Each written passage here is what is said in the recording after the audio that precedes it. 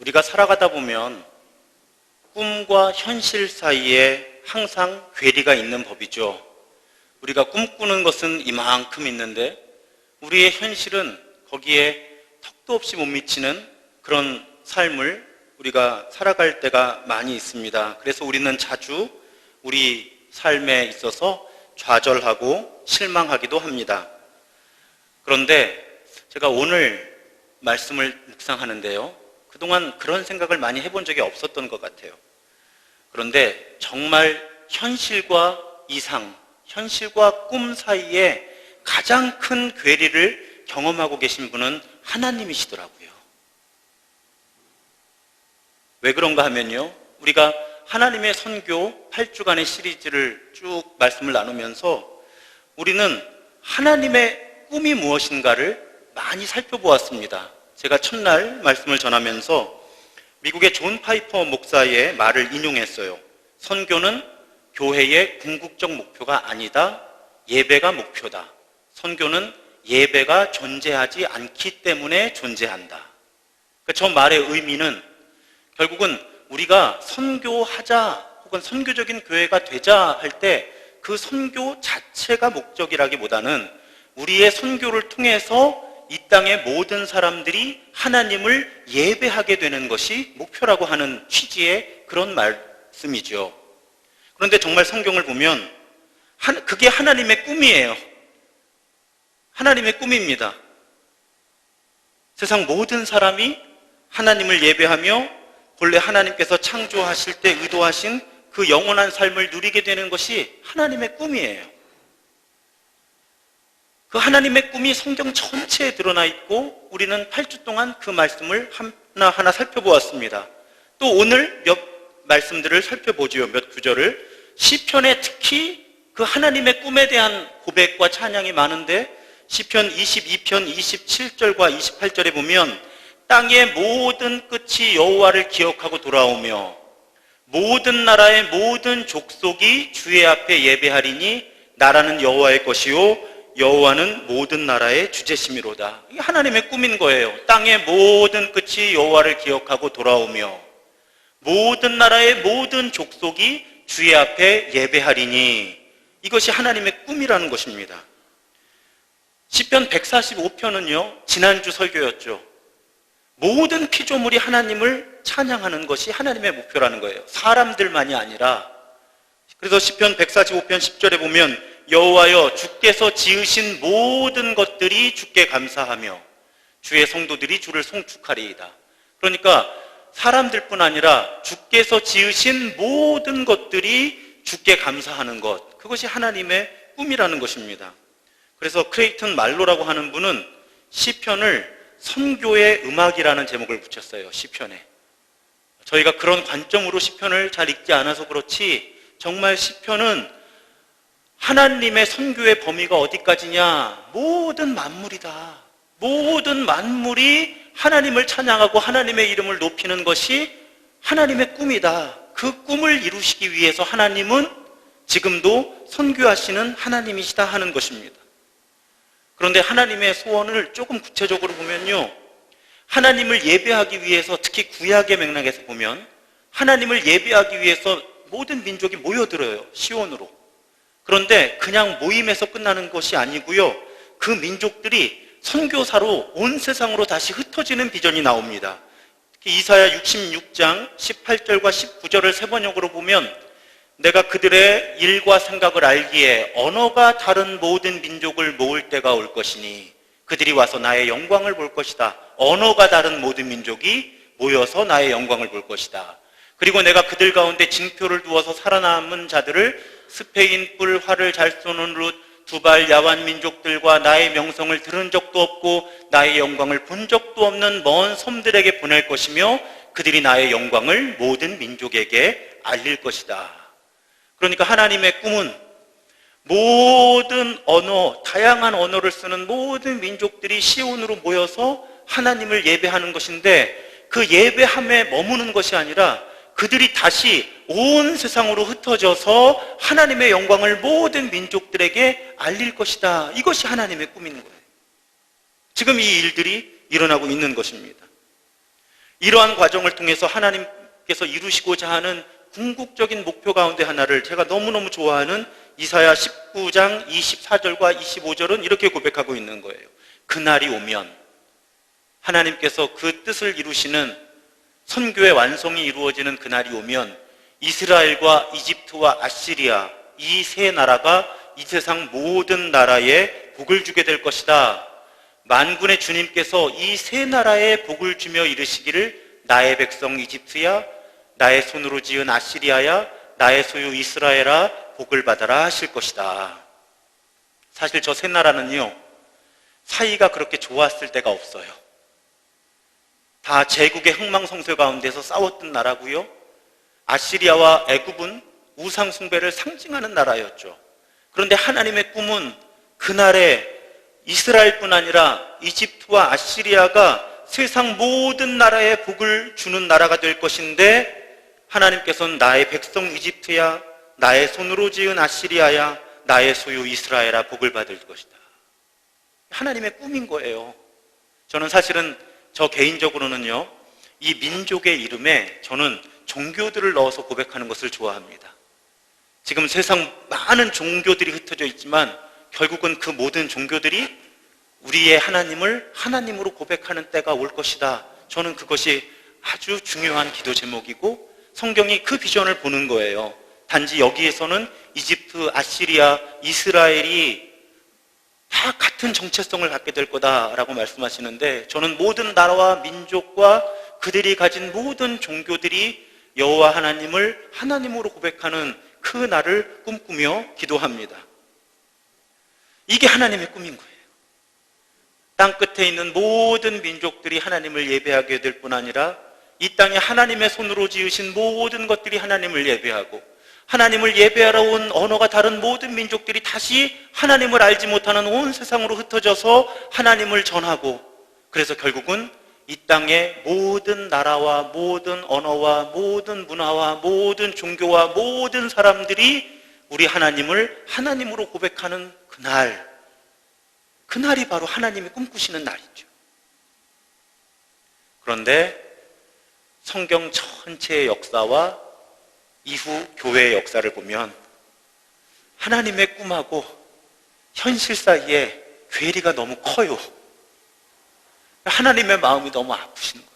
성경 전체를 봐도 그렇고 성경 시대 이후에 교회들의 역사를 봐도 하나님이 안타까움이 어디 있는가 하면요, 우리 배웠잖아요.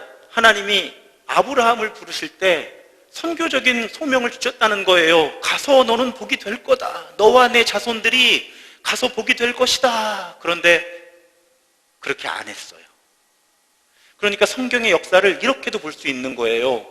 하나님의 꿈이 있으신데 하나님이 선택하신 이스라엘이 하나님의 꿈을 이루어드릴 마음이 없어. 하나님이 계속 이스라엘을 설득하시는 거야. 너희들이 이 일을 함께 했으면 좋겠다. 뿐만 아니라 구약 시대에서 신약 시대로 넘어와서 예수 그리스도께서 이 땅에 오셔서 십자가와 부활로 우리를 구원하시고 너희는 나의 증인이 될 것이다 하시고 승천하셨는데, 그 이후의 교회들도 하나님의 꿈을 이루어드리려고 하지 않았던 거예요. 하나님이 계속 교회들을 설득해 오신 거예요. 성경시대가 끝나고 오늘의 역사에 이르기까지 하나님의 역사는 사실은 하나님의 백성들, 하나님의 민족들, 하나님의 사람들을 계속 설득해 오시는 과정이에요. 너희에게 세상 모든 만물이 나에게 돌아오게 하는 선교적인 사명이 있는데 너희들이 이 일에 동참했으면 좋겠다. 너희들이 이 부르심에 순종했으면 좋겠다. 성경 전체의 역사와 이어지는 교회의 역사가 다 하나님께서 하나님의 사람들, 하나님의 교회를 설득해 오신 역사라고 해도 과언이 아닐 만한 사건들이 끊임없이 일어납니다. 제가 오늘 4가지 장면을 소개하고 나면 이 시리즈 설교가 끝나요. 첫 번째 장면이, 구약의 대표적인 장면이 요나서입니다. 하나님은 니느웨를 멸망시키고 싶으셨을까요? 구원하시고 싶으셨을까요? 역시 질문 같지 않은 질문에는 대답들을 안 하시네요. 하나님은 니느웨를 구원하시기 원하셨던 거죠. 그런데 하나님이 그 목적을 가지고 부르신 요나는 니느웨가 구원받기를 원했나요? 심판받아 멸망하기를 기다렸나요? 요나는 일단 우선 도망을 갔지요. 일단 도망을 갔습니다. 다시스로 가는 배를 탔고요. 그러다가 물고기 뱃속에 들어가서야 비로소 소명을 다시 깨닫고 순종해서 다시 물고기가 토해냈을 때 니느웨에 복음을 전합니다. 그런데 그 다음에 요나가 무슨 행동을 하죠? 높은 데 올라가서 언제 망하나 보자. 하나님이 얼마나 속상하셨을까요? 니느웨를 구원하시고 싶으셔서 요나를 부르셨는데, 그것도 땅끝 다시스, 스페인이에요. 그때 지도의 땅끝, 거기로 도망가는 걸 또 붙들어다가 놨는데, 전도하는 척 하더니 높은 데 올라가서 요나에게는 미안하지만 좀 폄하성 발언을 합니다. 이해를 쉽게 하기 위해서. 그 한나절 전도하더니 다시 꼭대기에 올라가가지고 언제 망하나 이러고 있는 거예요. 그리고 하나님이 멸망시키지 않으시니까 어떤 일이 일어났죠? 화를 내세요. 화를 내요. 하나님 마음이 어땠을까요? 그래서 오죽하면 잎을 하나 해가지고 하나님의 사랑을 이야기해 주시면서 요나서가 서둘러 끝나는 거예요. 우리로서는 이해가 안 갈지 모르지만요, 하나님은 하나님의 사람들을 설득하셔야 됐어요. 내가 모든 나라를 구원하기 원하는데, 그런데 하나님의 사람이라고 하는 선지자마저도 언제 망하나 보자 이러고 있었던 거죠. 그것이 우리가 구약에서 발견하는 하나님께서 하나님의 사람을 설득하시는 첫 번째 장면이에요. 자, 신약으로 넘어오면 오늘 본문이 있어요. 아까 말씀드린 것처럼 예수님이 오직 성령이 너희에게 임하시면 너희가 권능을 받고 예루살렘과 온 유대와 사마리아와 땅끝까지 이르러 내 증인이 되리라 말씀하셨잖아요. 그런데 예수 그리스도를 따르던 사도들이 그렇게 안 합니다. 그렇게 안 해요. 오히려 그들에게 규칙은 무엇이었죠? 이방인들을 접촉하면 안 되고 복음을 전하면 오히려 공격을 받았던 거예요. 그 맥락에서 오늘 말씀이 등장하는 것입니다. 흔히 고넬료의 회심 이야기라고 이 사도행전 이 장면들을 해석하는데, 사실은요, 고넬료의 회심이 있기 위해서는 먼저 베드로가 회심을 했어야 되는 거예요. 오늘 그 얘기입니다. 베드로가 환상을 보죠. 하늘이 열리고 큰 보자기 같은 그릇이 내 귀퉁이가 끈에 매달려서 땅으로 드리워져 내려오는 것을 봅니다. 그리고 그 안에는 온갖 네발 짐승들과 땅에 기어다니는 것들과 공중의 새들이 골고루 들어있었어요. 그 시점은 베드로가 몹시 배가 고팠던 시점입니다. 그런데도 하나님께서 그것들을 잡아 먹어라 하니까 베드로가 거부를 하지요. 그런데 거부하는 이유가 어디 있었죠?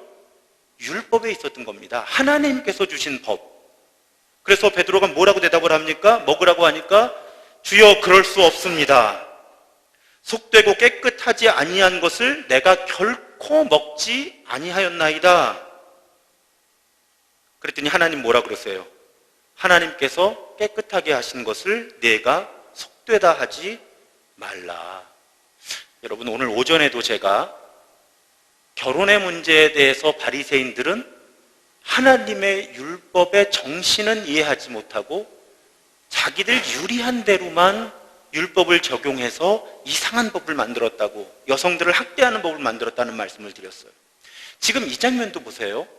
베드로는 너무나 당당했던 거예요.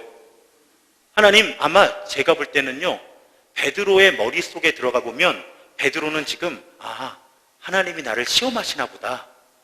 배고픈데 이거 잡아먹으면 안 되지. 이건 부정한 건데 내가 절대 먹으면 안 돼. 내가 이 시험을 이겨야 돼. 그리고 버텼는지 모르겠어요. 그런데 하나님의 마음과는 전혀 관계없이 먼 이야기. 그러니까 하나님은 하나님께서 깨끗하다고 한 걸 네가 왜 더럽다고 해? 라고 말씀하시는데 베드로는 아니 우리 율법에 이건 먹으면 안 되는 겁니다. 하나님. 율법하고 하나님이 싸워요. 하나님이 주신 법하고 하나님이 싸우는 거예요. 지금 그 장면이 3번이 반복이 됩니다. 그때 고넬료가 보낸 사람들이 베드로를 찾아오는 거예요. 그리고 베드로가 성령의 인도하심에 순종해서 그들과 함께 고넬료에게 갑니다. 그리고 비로소 28절에 이르면 베드로가 이제 그 의미를 깨닫는 것이죠.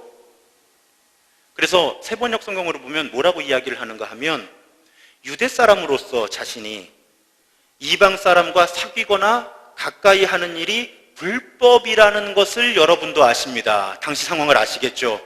예수님은 예루살렘과 유대와 사마리아와 땅끝까지 이르러 내 증인이 되라고 하셨는데, 유대인들은 특히 베드로마저도 이방 사람과 사귀거나 가까이 하는 일이 불법이라는 것을 여러분도 아십니다. 그것이 불법이라고 생각해서 이방인들에게 선교하거나 전도하지 않았다는 거예요.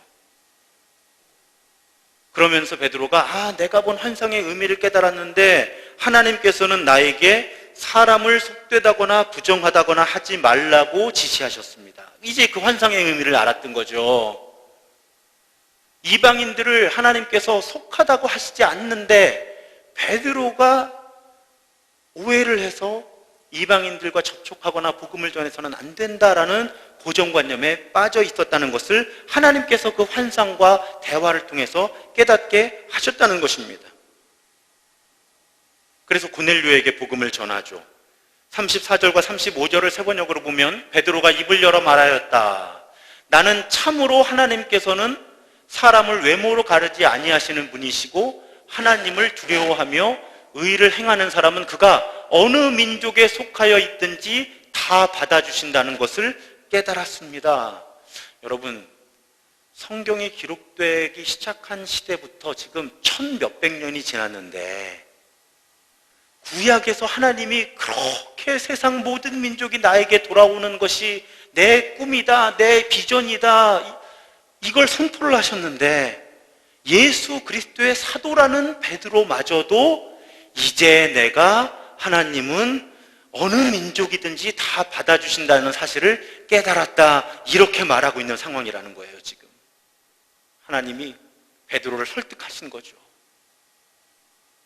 그래서 베드로가 예수 그리스도의 복음을 고넬료를 비롯한 이방인들에게 전하니까 어떤 일이 일어나는가 하면, 성령이 말씀 듣는 모든 사람에게 내려오시니 베드로와 함께 온 할례 받은 신자들이 이방인들에게도 성령 부어주심으로 말미암아 놀라니. 이방인들에게 성령 부어주심을 보고 사람들이 놀랬어요. 왜 놀랬을까요? 한 번도 생각해 보질 않았던 거예요, 그동안. 이방인들이 예수를 그리스도로 고백할 뿐만 아니라 성령을 받고 방언으로 말한다는 걸 상상해 본 적이 없다가 지금 그 광경을 보니까 놀라는 것입니다. 저는 그들이 놀라는 모습을 보시고 하나님이 정말 놀라셨을 것 같아요.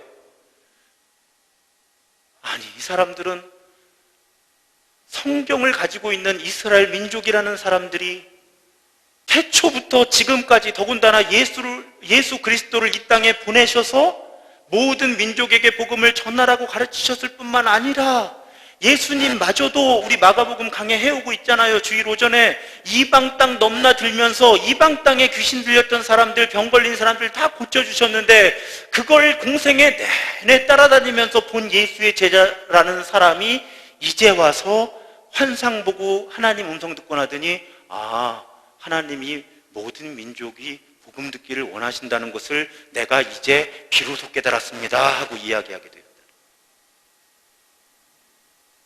이것이 끝이면 얼마나 좋겠습니까? 사도행전 몇 장 넘기다 보면 또 답답한 일이 일어나는 거예요. 이방인들에게 이제 복음이 전해지기 시작하는데 어떤 논쟁이 일어나는가 하면 초대교회의 가장 큰 갈등 가운데 하나입니다. 자, 이방인들에게 이제 복음을 전해요. 그런데 유대인 그리스도인들이 조건을 답니다. 어떤 조건이요? 할례를 받아야만 한다는 거예요. 할례 받지 않으면 기독교인, 그리스도인이 될 수 없다는 겁니다. 이게 왜 문제가 되는가 하면, 자, 이방인들이 기독교인, 그리스도인이 되기 전에 먼저 유대인이 되라고 하는 장벽을 제시하는 거예요. 할례는 유대인들의 문화잖아요. 그러니까 유대인들이 이제 깨달은 거예요. 다른 민족에게도 복음을 전해야 되는구나.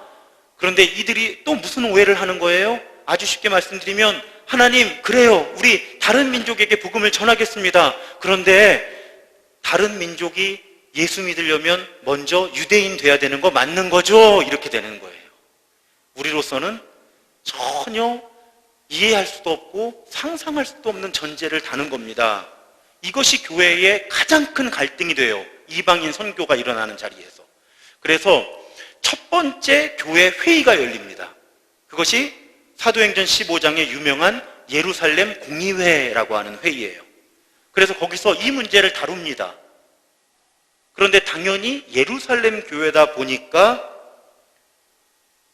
참석한 사람들의 대다수가 이방인들이 기독교인이 되기 위해서는 유대인이 먼저 되어야 된다는 전제를 가지고 접근하는 것처럼 보여요.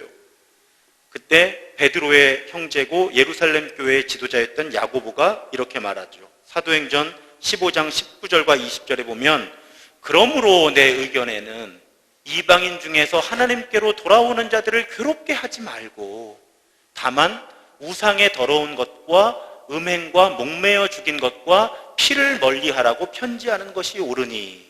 정리를 하는 겁니다. 어떻게 해요? 아니, 이방인들이 하나님께 돌아오는데, 예수를 그리스도로 고백하는데 자꾸 어려움을 주지 말아라. 장벽을 걸지 말아라.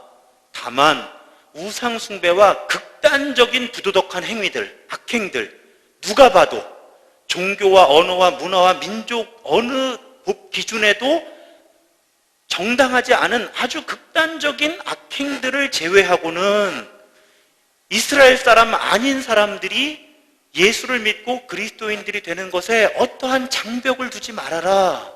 이렇게 예루살렘 교회가 결정을 내리는 거예요. 우리 기독교 선교의 역사에 너무너무 중요한 원칙이 여기서 세워집니다. 이제 이방인들은 기독교인이 되기 위해서 유대인이 될 필요가 없어진 거예요. 어떤 민족이든지 자기 민족의 언어와 문화를 가지고 그리스도인이 될 수 있는 자격이 이때부터 부여되는 것입니다. 하나님이 또 교회를 설득하신 거예요. 보세요. 니느웨가 선교사로 보내놨더니 니느웨 언제 망하나 하고 기다렸던 요나, 하나님이 환상을 보여주시고 음성까지 들려주셔야 그때 비로소 하나님이 이방인들에게도 복음을 전하라고 하시는구나, 그때 깨달은 베드로. 그렇게 해놨더니 또 기독교인 되려면 너희들 다 할례받고 유대인이 돼야 돼 라고 했던 초대교회. 하나님은 끊임없이 하나님의 사람들과 교회를 설득해 오시는 거예요. 여러분, 이 역사는요, 성경시대가 끝난 다음에도 계속됩니다. 우리 기독교 가운데 개신교의 선교가, 오늘날의 선교가 본격적으로 시작된 것은 사실은 그렇게 역사가 깊지 않습니다. 19세기 넘어서예요. 그런데 그 선교가 촉발되던 시점에 어떤 일이 있는가 하면, 근대 선교의 아버지라고 불리는 분이 계신데 영국 출신의 윌리엄 캐리입니다. 제가 우리 선교팀 훈련할 때 말씀을 드렸죠. 이 윌리엄 캐리라는 분이 있었는데, 이분이 이제 다른 민족들을 복음을 전하는데 그 소명을 느껴요. 그리고 선교사로 가기 위한 열정을 갖습니다. 그런데 어느 목회자들의 모임에서 이 윌리엄 캐리가 해외 선교에 대한 꿈을 막 열정 있게 얘기하니까 그 가운데 원로급에 계셨던 목사님 한 분이 이렇게 말씀하시는 거예요. 젊은이, 안 깨나? 만약 하나님께서 이방인들을 개종시키려고 하신다면 자네나 우리의 도움이 없이도 얼마든지 하실 수 있을 테니까 그냥 잠자코 앉아 있게나. 여러분, 지금 이 얘기가 옛날 이야기가 아니에요. 19세기에 일어났던 일이에요. 이때 교회가 어떻게 믿었던 거예요? 하나님이 이방 민족들을 복음화시키실 때 우리는 할 일이 없어, 하나님이 하실 거야. 그리고 선교하지 않았던 시대가 얼마 되지 않았어요. 그런데 윌리엄 캐리가 납득할 수 없었던 겁니다. 그래서 1792년의 일이에요. 소책자 87페이지로 전해진 책을 하나 쓰는데, 그 책의 이름이 이방인들을 구원하기 위해서 기독교인들이 강구해야 될 수단을 찾아보면 꽤 긴 제목이에요. 그러니까 이방인 선교를 위해서 기독교인들이 어떤 수단을 동원할 수 있는가라는 제목의 87페이지짜리 책을 씁니다. 그리고 교단 모임에 참여해서 그 책을 근거로 해서 다른 민족에게도 복음을 전해야 된다는 것을 아주 설득력 있게 설명을 해요. 그러던 어느 날 노팅검에서 개최된 침례교 연합회 모임에서 그가 이사야 54장 2절과 3절을 설교하면서 남긴 유명한 말이 이것입니다. 하나님으로부터 위대한 일을 기대하라. 그리고 하나님을 위해 위대한 일들을 시도하라. 그러니까 무슨 뜻이에요? 그때까지 교회는 하나님의 위대한 일을 기대하기만 하지 본인들은 아무것도 하지 않았다는 거예요. 그런데 이 윌리엄 캐리가 교회들에게 도전한 겁니다. 하나님으로부터 위대한 일들을 기대한다면 우리가 하나님을 위해서 위대한 일을 시도해야만 합니다. 이렇게 설교한 거예요. 그리고 그의 이 설교의 영향을 받아서 유명한 침례교 선교회가 만들어지면서 본격적으로 교단들이 선교에 참여하는 일들이 일어납니다. 그래서 이 윌리엄 캐리의 별명이 근대 선교의 아버지가 된 것입니다. 사랑하는 여러분, 교회의 역사 속에서 하나님은요, 이방인들을 하나님께로 돌아오게 하시기 이전에 먼저 하나님의 사람들을 설득하기에도 힘드셨어요. 요나 말씀드렸죠. 베드로 말씀드렸죠. 자, 사도 바울은 어떻게까지 했어요? 말 타고 가다가 다메섹 가는 길에서 만나서 말에서 떨어지고 눈 멀고 막 이런 지경을 지나서 이방인의 사도로 부르심을 받잖아요. 이방인 선교를 시작했는데도 기독교인, 그리스도인이 되려면 유대인 먼저 돼야 돼. 할례 받고 와 했다는 거예요, 교회가. 근대 선교 18세기, 19세기에 이르렀어도 아니 하나님이 구원하실 거면 다른 민족 구원하실 거지 우리가 뭘 해? 우리도 바쁜데. 교회는 이랬다는 거고요. 하나님은 이방 나라들을 하나님께로 돌아오게 하시는 노력을 기울이심과 동시에 너무나 안타까운 마음으로 저는 오히려 하나님의 사람들, 하나님의 백성들, 교회의 모습에서 하나님이 훨씬 안타까우셨을 것 같아요. 아니 하나님을 인정하지 않는 다른 민족 사람들은 그렇다고 쳐요. 왜? 하나님을 하나님으로 인정하지 않으니까. 하나님의 말씀에 귀를 기울이지 않는 건 그냥 그렇다고 할 수 있을 것 같아요. 그런데 하나님을 하나님으로 고백하고 예수를 그리스도로 고백하고 성령 충만까지 받은 사람들이 팔짱 끼고 앉아서 복음을 전하지 않는다. 하나님이 무엇이 더 안타까우셨을까요? 그러니까 성경과 교회의 역사는 하나님이 하나님의 백성들, 하나님의 공동체, 민족들, 하나님의 교회를 설득해 오신 과정이에요. 제발 너희들이 갖고 있는 고정관념 좀 내려놓고 이 시대에 맞는 선교를 좀 해. 이것이 성경 전체와 교회 역사 가운데 드러나 있는 하나님의 안타까운 마음이신 거예요. 그런데 꼭 성경 근거해서 선교 안 했어요, 교회는. 성경 근거해서 선교를 이상하게 해왔어요. 그래서 하나님은 지금도 교회들을 설득하고 계시는 거예요. 너희들이 옳다고 믿는 것이 무엇이든지 한번 그걸 하나님의 마음의 관점에서 살펴보라는 거예요. 정말 그것이 정당한지. 이것이 모든 교회들의 사명입니다. 시대와 공간을 막론하고요. 어느 시대, 어느 지역에 있든지 교회들은 끊임없이 그 부분에 있어서 깨어 있어야만 하는 거예요. 우리가 혹시 하나님께서 꿈꾸시는 그 선교에 참여하지 못하게 하는 고정관념이 없나? 그런데 그 고정관념은 주로 문화적인 것에서 나오지만 성경을 오해하는 것에서 나왔다는 것입니다. 그래서 끊임없이 우리가 성경을 연구하고 성경 속에 담겨있는 하나님의 마음, 하나님의 뜻이 무엇인지를 탐구하고 기도해야 되는 이유가 여기 있는 거예요. 이건 성경과 교회의 역사가 너무나 분명하게 증명해 줍니다. 하나님의 사람들, 그리스도의 몸된 교회라고 하는 사람들이 하나님의 마음과 다르게 행동했다는 거예요. 우리 신도중앙교회도 마찬가지죠.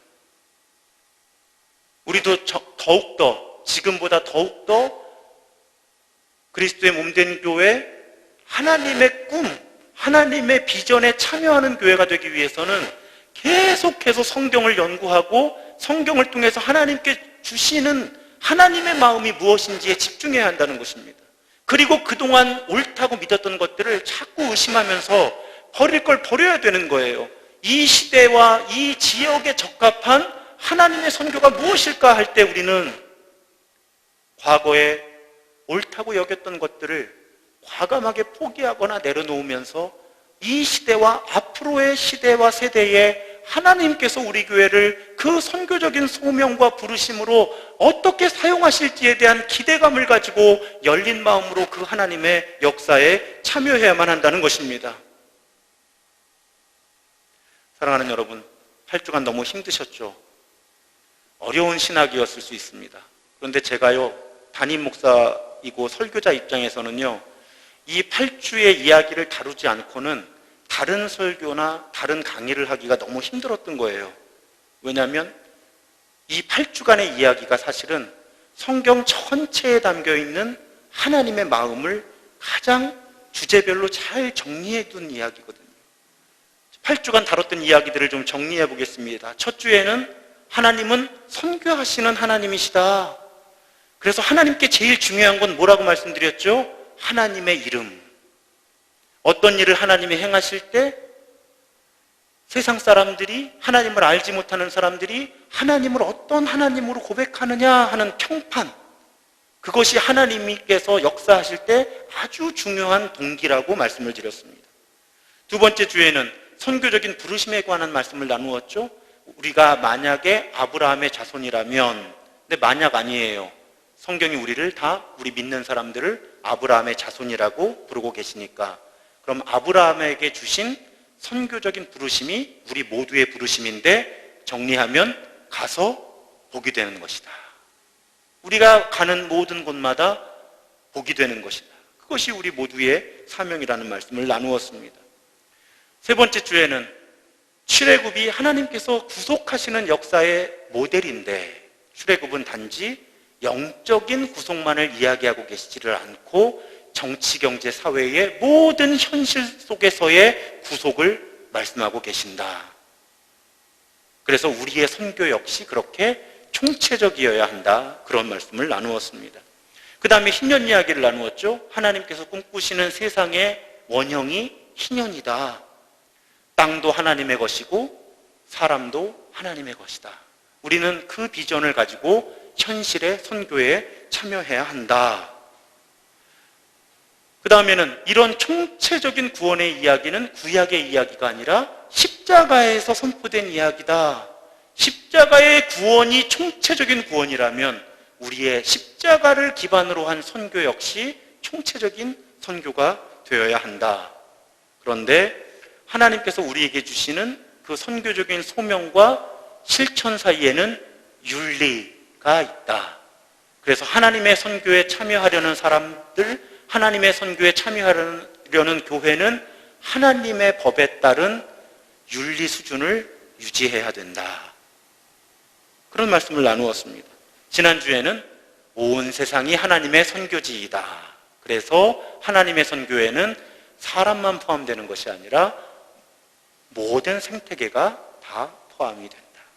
그리고 오늘 마지막에 하나님은 그리스도의 몸된 우리 교회들이 끊임없이 우리가 가지고 있는 고정관념들을 넘어서서 하나님의 선교에 참여하기를 원하신다.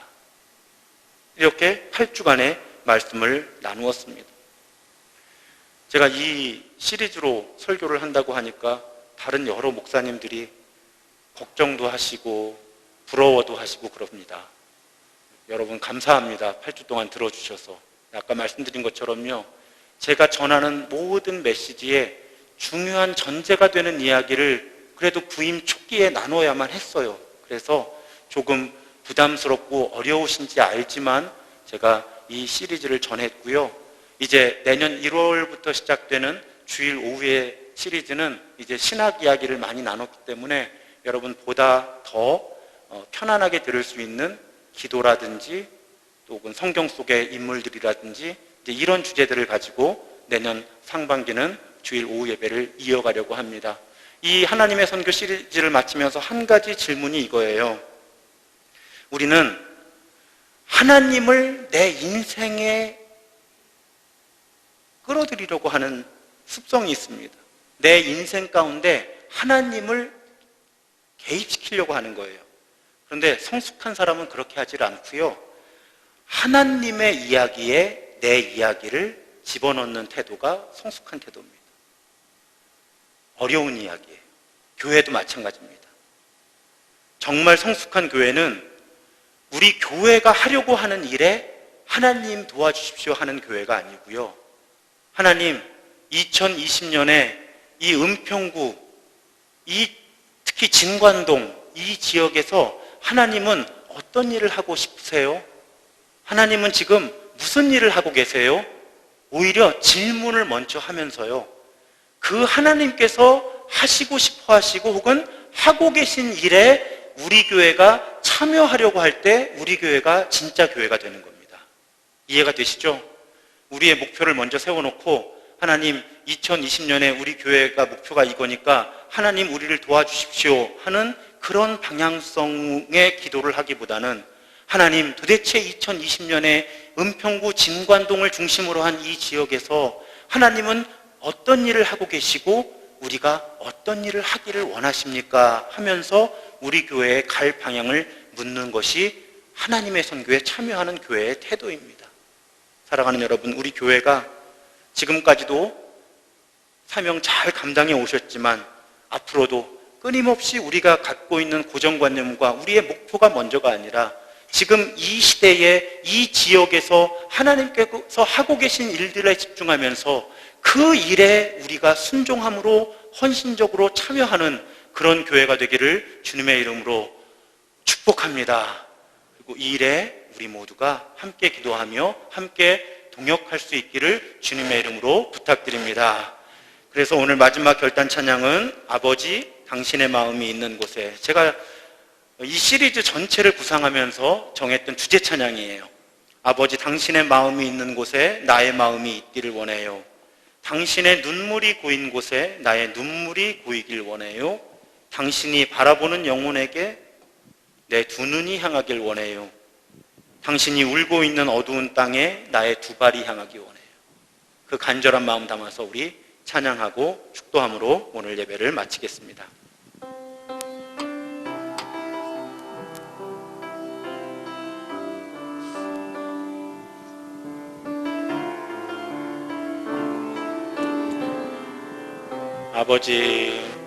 아버지 당신의 마음이 있는 곳에 나의 마음이 있기를 원해요. 아버지 당신의 눈물이 고인 곳에 나의 눈물이 고이길 원해요. 아버지 당신이 바라보는 영혼에게 나의 두 눈이 향하길 원해요.